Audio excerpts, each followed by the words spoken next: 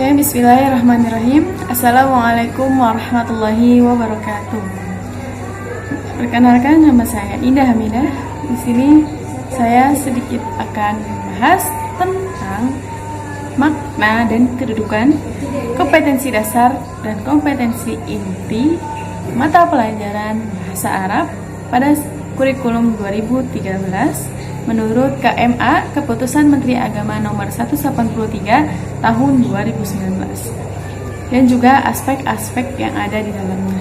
Nah, pertama sebelum kita memasuki apa itu maknanya dan juga kedudukannya, kita harus tahu terlebih dahulu apa itu KMA 183 Nomor 183 Tahun 2019.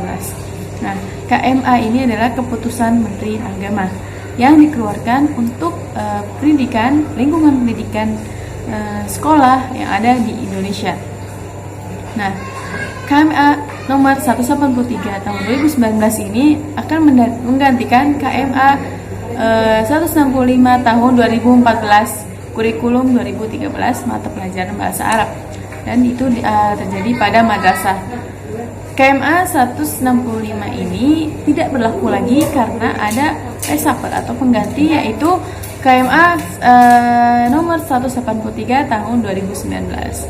Nah, ada perbedaan-perbedaan yang memang terjadi di antaranya, yaitu pertama yaitu perbedaan dari segi substansi materi pelajaran. Maksudnya adalah karena KMA nomor 193 ini disesuaikan dengan perkembangan kehidupan abad 21, yang tadinya buku-buku pelajaran yang sebelumnya itu harus dibeli dan harus menggunakan buku paket dan segala macam. Sekarang ada kurikulum 2013 berdasarkan KMA nomor 183 bisa diakses lewat website madrasah dan juga bisa dicari dari media-media sosial lainnya. Dan untuk adanya perkembangan ini abad 21 ini, maka KMA nomor 183 ini memiliki perubahan, bahwasannya semua mata pelajaran itu jadi ada paket-paket tersendiri. Kayak kalau kalian pahami di madrasah ibtidaiyah atau di sekitar sekolah dasar itu mereka tidak lagi memakai buku LKS yang ini ya, maksudnya jadi ada beberapa perbedaan kalau kita bisa mendalaminya gitu. Nah, jadi memang ada perbedaan-perbedaan yang terlihat gitu. Nah, kemudian dari segi susunan materi, yaitu yang tadinya dalam segi contoh saja ya, misalkan dari materi yang berada di pelajaran mata pelajaran fikih. Nah, tadinya materi kekhalifahan berada di dalam mata pelajaran fikih, tapi karena ada reshuffle, yaitu menurut KMA 183 dipindah materi kekhalifahan berada di mata pelajaran sejarah kebudayaan Islam, karena melihat atau menitik beratkan pada materi kekhalifahan ini adalah sebagai wawasan untuk agar mahasiswa atau peserta didik memahami keberagaman sistem pemerintahan yang ada pada masa kejayaan Islam atau pada masa-masa abad dahulu gitu. Nah, ini menjadi tolak ukur daripada pembelajaran, bahwasannya materi-materi pembelajaran atau substansi pembelajaran itu dikelompokkan kepada aspek-aspek yang lebih cocok lagi atau lebih berkaitan lagi seperti tadi gitu. Nah, mungkin juga di dalam pembelajaran bahasa Arab kita temui juga banyak materi-materi yang memang diubah atau dipindahkan gitu, karena materinya yang terlalu sulit, jadi ditaikan atau dimasukkan ke dalam tingkat menengah gitu, yang tingkat bawahnya lebih ke materi-materi dasar seperti itu.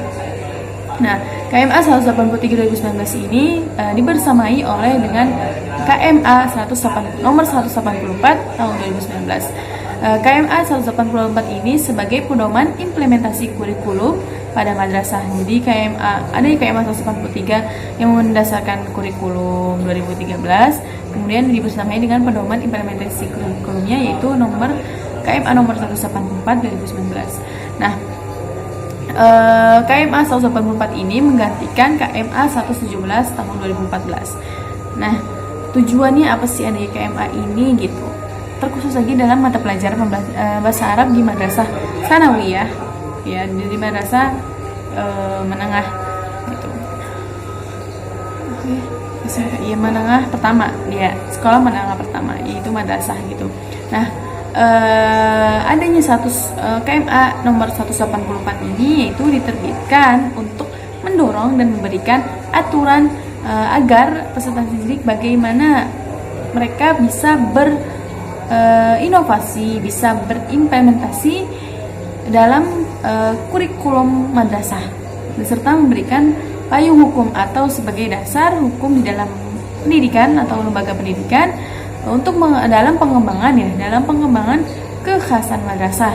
Jadi lebih intinya untuk pengembangan proses pembelajaran di dalam madrasah itu sendiri sebagai dasar kalau kita bilang dasar hukum di dalam pendidikan itu gitu. Nah, sebagai penguatan untuk menciptakan para peserta didik yang mumpuni atau yang lebih baik lagi gitu generasinya gitu. Nah, apalagi yang diciptakan ini dari sekolah madrasah gitu yang notabene berbasis agama atau berbasis Islam gitu. Nah, KMA 183 ini tujuannya adalah untuk mempersiapkan peserta didik yang memiliki kemampuan menggunakan bahasa Arab, bukan hanya sebatas mempelajari bahasa Arab, tapi bahasa Arab itu bisa dibawa ke jenjang yang lebih baik lagi, atau bisa digunakan, bisa diimplementasikan, bisa digunakan, diaplikasikan dengan sebagai alat komunikasi. Kalau kita timbang atau kita lihat sebagai alat komunikasi, berarti bahasa Arab itu bisa dibolak-balik gitu. Maksudnya bisa digunakan gitu sesuai dengan sesuai dengan memang peranan bahasa Arabnya sebagai alat komunikasi dengan dengan penutur aslinya, dan juga sebagai dasar untuk memahami sumber-sumber ilmu yang terlebih lagi memang berdasar kepada bahasa Arab gitu. Nah, memang di sini dijadikan komunikasi global, yaitu untuk berkomunikasi secara internasional, dan juga sebagai alat juga untuk mendalami apa? Untuk mendalami agama. Terkhusus lagi kita sebagai mayoritas Islam yang notabene hukum atau pedoman hidup kita itu bersumber pada Al-Quran dan hadis yang memang berbahasa Arab gitu. Nah, itu tujuannya atau untuk makna daripada adanya KMA ini, adanya kurikulum 2013. Jadi dalam kurikulum ini terdapat di dalam kurikulum 2013 ini kita menggunakan kompetensi inti dan kompetensi dasar. Kalau KTSP itu standar kompetensi dan SKSD itu standar kompetensi dan standar dasar ya, standar kompetensi dan kompetensi dasar gitu.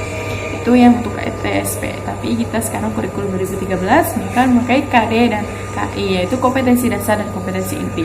Nah, perlunya adanya kompetensi inti dan kompetensi dasar ini maknanya adalah kedudukannya agar para guru bisa membuat RPP atau silabus yang memang menyesuaikan terhadap lingkungan sekolah dan juga lingkungan kurikulum yang ada di sekolah tersebut, serta menyesuaikan kepada proses pembelajaran yang akan dilakukan oleh para peserta didik. Jadi ini sebagai dasar untuk para guru, para pendidik untuk membuat RPP dan juga silabus. Ini hal pentingnya seperti itu. Maknanya adalah ketika kompetensi inti dan kompetensi dasar sudah dibuat atau sudah ada gitu, maka akan menjadi dasar-dasar untuk kita melakukan proses pembelajaran, terkhusus lagi mata pelajaran bahasa Arab. Nah, sekarang poin kedua. Tadi kita sudah pahami maknanya apa sih. Jadi maknanya adalah untuk mengembangkan pembelajaran yang ada di lingkungan madrasah. Sebenarnya intinya itu sih menurut pandangan saya gitu. Nah, untuk lebih maju lagi, makanya adanya perubahan atau seperti ini adalah untuk memajukan atau memperbaiki kurikulum agar kurikulum di Indonesia makin mendasar dan makin kuat lagi gitu. Nah, maknanya adalah ketika kita sudah mengetahui kompetensi dasar, maka kita bisa melakukan proses pembelajaran dengan baik dan juga dengan seksama. Jadi antara guru dan murid ada sinkron atau ada hubungan atau ada koneksi dalam proses pembelajaran itu sendiri. Jadi mempengaruhi peserta didik dan juga guru pula untuk berkembang dalam pembelajaran itu gitu, dalam proses pembelajaran yang ada di kelas itu sebenarnya gitu. Jadi intinya seperti itu. Nah, jadi kita kembali lagi. Poin kedua adalah aspek-aspek apa saja yang dipahami pada kurikulum 2013 ini menurut KMA 183 tahun 2019 ini. Jadi yang kita ketahui adalah kompetensi inti ini adalah tingkat kemampuan atau tingkat pencapaian standar kompetensi lulusan yang harus dicapai, yang harus dikuasai, yang harus diraup gitu, yang harus dimiliki oleh para peserta didik oleh semua tingkatan gitu.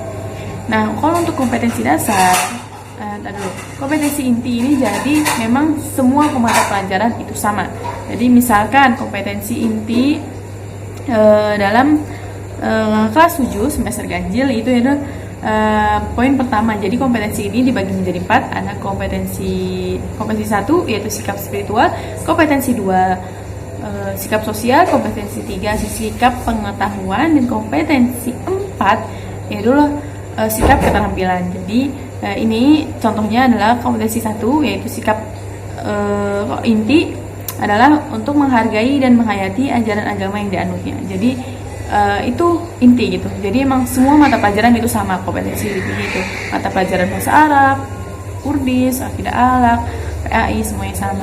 Nah, kalau kompetensi dasar ini adalah sebagai tolak atau kemampuan untuk mencapai KI. Nah, untuk mencapai tadi kompetensi inti tadi yang mungkin dari kompetensi 1 yang sikap spiritual agar mampu menganut atau memahami agama yang dianutnya gitu kan. Nah, untuk mencapai itu kompetensi 1 yang diperoleh melalui proses pembelajaran. Jadi kompetensi dasar dibuat berdasarkan kompetensi inti yang ada itu ya tadi, misal kompetensi inti ini, kemudian ada kompetensi dasar. Jadi kompetensi dasar itu bawahan daripada kompetensi inti yang dibuat sesuai dengan kompetensi inti gitu. Jadi kompetensi dasar ini dibuat sesuai dengan kompetensi inti, kemudian disesuaikan lagi dengan mata pelajaran itu. Misalnya mata pelajaran bahasa Arab. Jadi kompetensi dasar 1 misal mampu berkomunikasi mampu berkomunikasi dengan bahasa Arab gitu. Misalnya kalau bahasa Arab kan mungkin agamanya Islam gitu. Jadi mampu untuk mendalami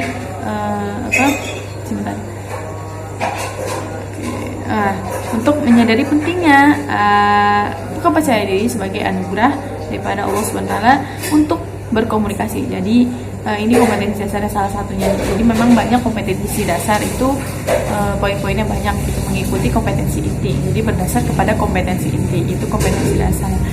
Nah, aspek-aspeknya apa saja yang ada di dalam kompetensi dasar ini? Jadi ada 3 aspek dalam kompetensi dasar, yaitu aspek pengetahuan, aspek sikap, dan aspek keterampilan.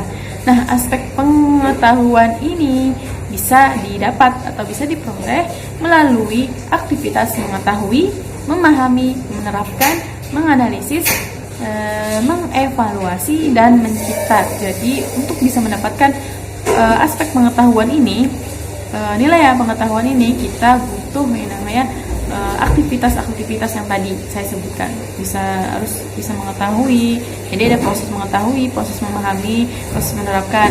Nah, dilihat ditinjau dari pembelajaran bahasa Arab, berarti peserta didik harus mampu memahami pembelajaran bahasa Arab secara benar, mampu mengetahui apa saja kosakata yang ada dari materi yang dipelajari, kemudian menerapkannya juga secara tidak langsung gitu. Kemudian menganalisis dibantu oleh guru, kemudian mengevaluasi yang dilakukan oleh guru gitu.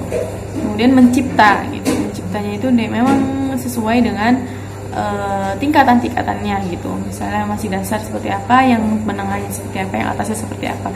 Nah, kemudian aspek sikap yang kedua, aspek sikap yaitu melalui aktivitas menjalankan, menghargai, menghayati, dan mengamalkan apa yang diketahui. Jadi menentang gitu.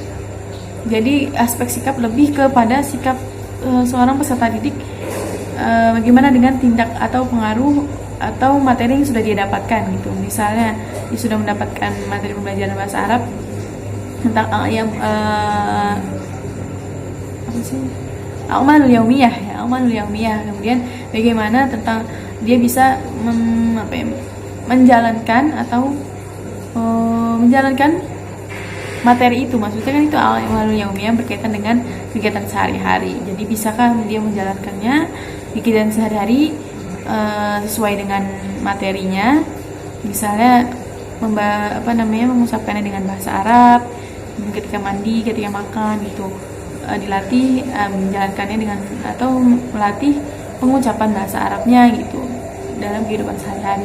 Kemudian mengamalkan apa yang diketahui, itu seperti tadi itu, mengamalkan yang diketahui, misalnya tahu ilmu-ilmu misalnya di bidang mata pelajaran yang lain, diamalkan dalam kehidupan sehari-hari seperti itu. Kemudian aspek keterampilan ini berkaitan dengan keterampilan, nanti harus adanya kebiasaan, karena keterampilan ini memang didasari atau bisa diperoleh karena adanya kebiasaan gitu. Nah, kebiasaan ini adalah salah satunya untuk mendapatkannya adalah untuk mengamati, bertanya, terus mencoba, menalar, dan juga mencipta dan menyajikan gitu.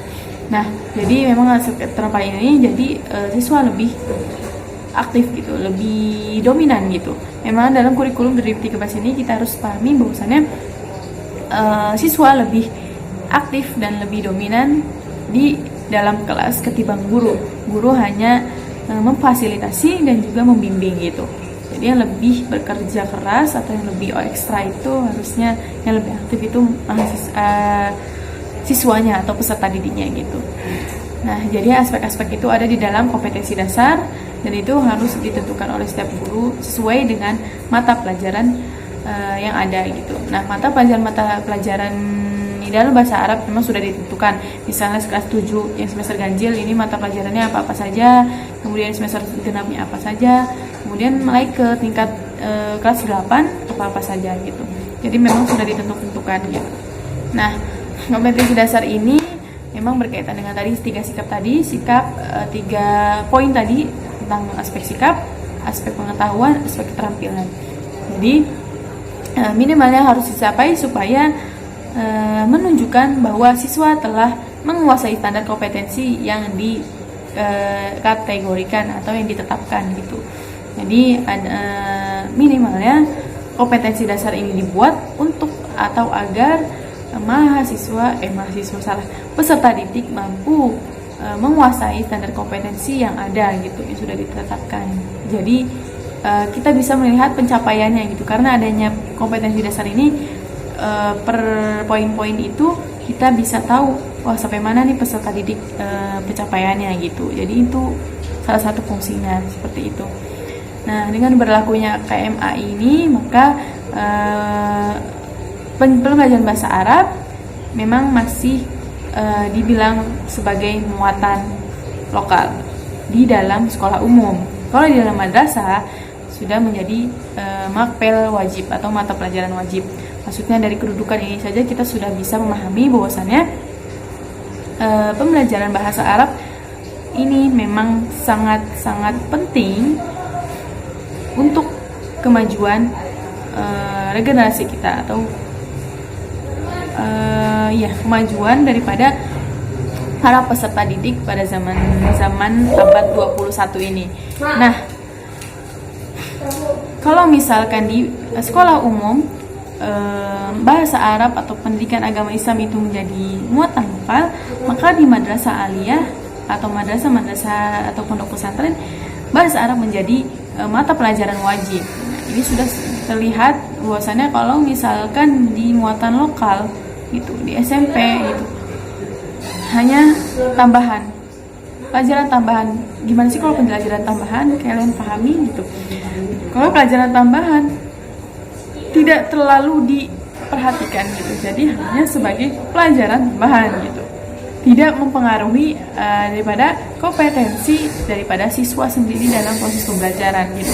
Tapi kalau misalnya mata pelajaran wajib, jika salah satu mata pelajaran tidak lulus, maka ya itu akan mempengaruhi kompetensi daripada segi pembelajaran siswa tersebut gitu. Jadi memang sangat signifikan sekali kedudukan ini, dan memang sangat penting perbedaannya gitu.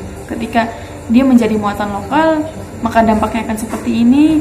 Menjadi materi wajib, maka dampaknya juga akan seperti ini.